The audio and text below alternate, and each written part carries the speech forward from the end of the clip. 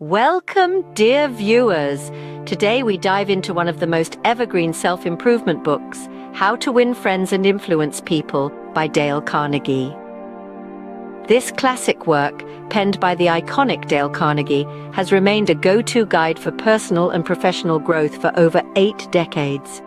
In a world that's constantly changing, it's remarkable how Carnegie's timeless principles continue to resonate, offering insights into human behavior and communication.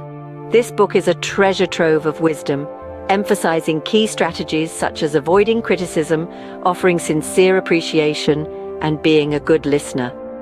Carnegie's work is not just about winning friends or influencing people, it's about understanding and connecting with others, fostering mutual respect, and cultivating genuine relationships. It's about the power of empathy, the art of conversation, and the value of a smile. So why has this book remained relevant for so long? Simple. Because it's about the basic human need to feel valued, understood, and appreciated. It's about the timeless essence of human interaction. Stay tuned as we unpack the timeless wisdom encapsulated in this book. Let's begin with the first part of the book, Fundamental Techniques in Handling People. This section of Dale Carnegie's revered classic focuses on 3 key principles that can transform the way you interact with people. Firstly, a golden rule to remember is to avoid criticism, condemnation, or complaints. Now, why is this important? It's simple, really. No one likes to be criticized or condemned, and complaints rarely lead to positive outcomes. Instead, they often foster resentment and create barriers. Imagine a work situation where a team member made a mistake. Instead of pointing out the error in a critical manner, consider offering constructive feedback that focuses on the solution, not the problem. Next, we have the principle of giving honest and sincere appreciation. This is not about flattery or false praise, but genuine recognition of others' efforts and achievements. Let's say a friend has recently started a fitness journey and is making noticeable progress. Acknowledging their dedication and hard work can go a long way in boosting their morale and strengthening your bond. Remember, appreciation fosters goodwill and positivity, and who doesn't want more of that? Lastly, Carnegie emphasizes the importance of arousing an eager want in others. This is about understanding what motivates people and aligning it with your goals. For example, if you're a manager trying to increase productivity instead of dictating tasks, try to understand your team's aspirations and show them how achieving these tasks can help them reach their own goals. This way, you're not just asking for compliance, you're inspiring motivation and creating a win-win situation. These principles lay the foundation for any fruitful interaction. Now let's see how to make people like you. In the next part of the book, Carnegie provides 6 ways to make people like you.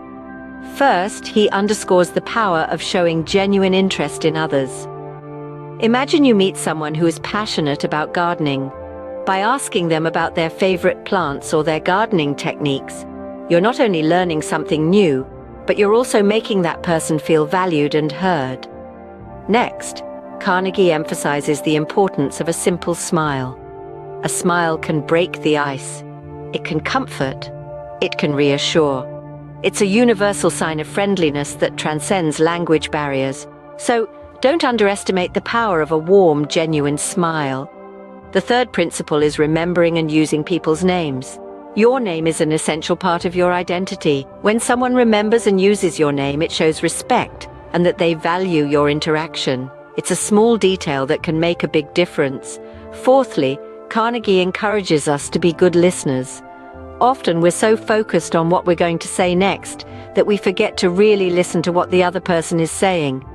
By listening, we show that we value their thoughts and perspectives.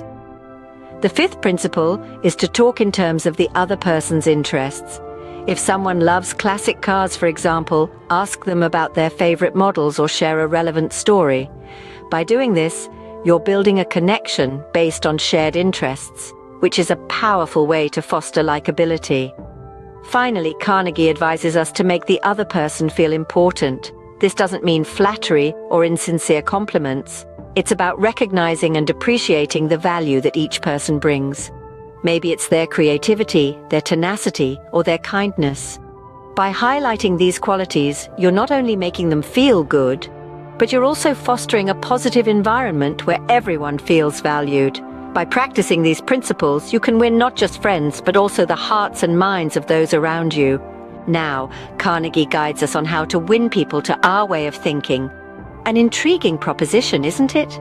We've all been in situations where we wished others could see things from our perspective.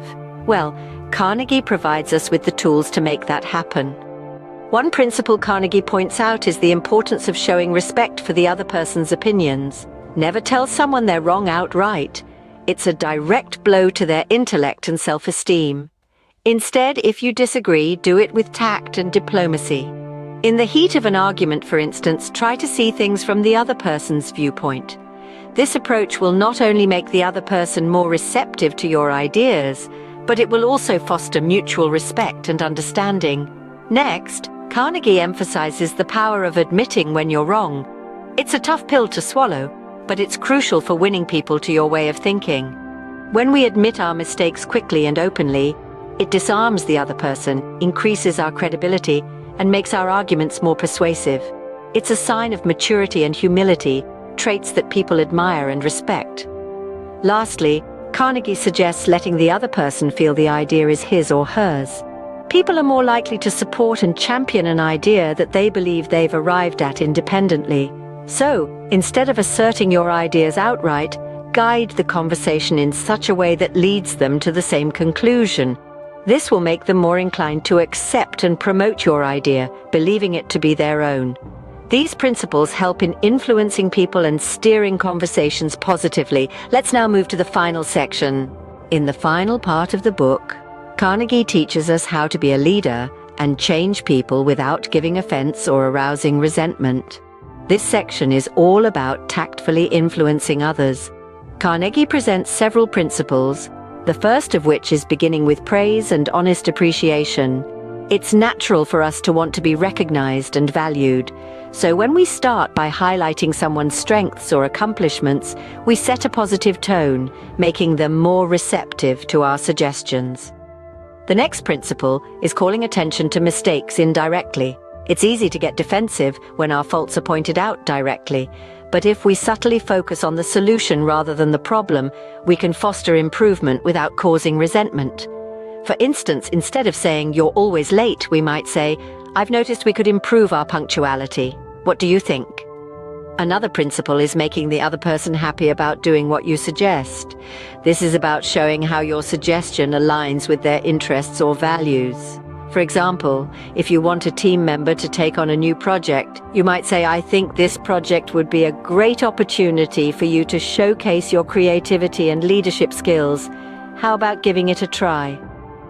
Other principles include talking about your own mistakes before criticizing the other person, asking questions instead of giving direct orders, and allowing the other person to save face. These principles are not about manipulation, but about understanding human nature and interacting with respect and empathy. Remember, these principles aren't just for managers or CEOs. They're for anyone who interacts with others, which is, well, all of us. Whether you're a parent trying to guide your child, a friend offering advice, or a colleague collaborating on a project, these principles can help you communicate more effectively and build stronger relationships. These leadership principles can transform not just your personal relationships, but also your professional ones. That was a quick dive into Dale Carnegie's How to Win Friends and Influence People. We've explored the fundamental techniques in handling people, discovered 6 ways to make others like you, learned how to win people over to your way of thinking, and understood how to change people without causing offense or resentment. These principles, as old as they might be, have never lost their potency. They are rooted in the deep understanding of human behavior and psychology, and they continue to enhance communication, boost morale, and improve productivity to this day. Remember, the essence of Carnegie's teachings is to foster understanding, cultivate strong relationships, and achieve personal growth. These are timeless lessons, as relevant now as they were over 80 years ago when the book was first published. So when are you going to start reading How to Win Friends and Influence People? Check the description below to purchase this book at a low price and start your journey towards personal growth and better relationships.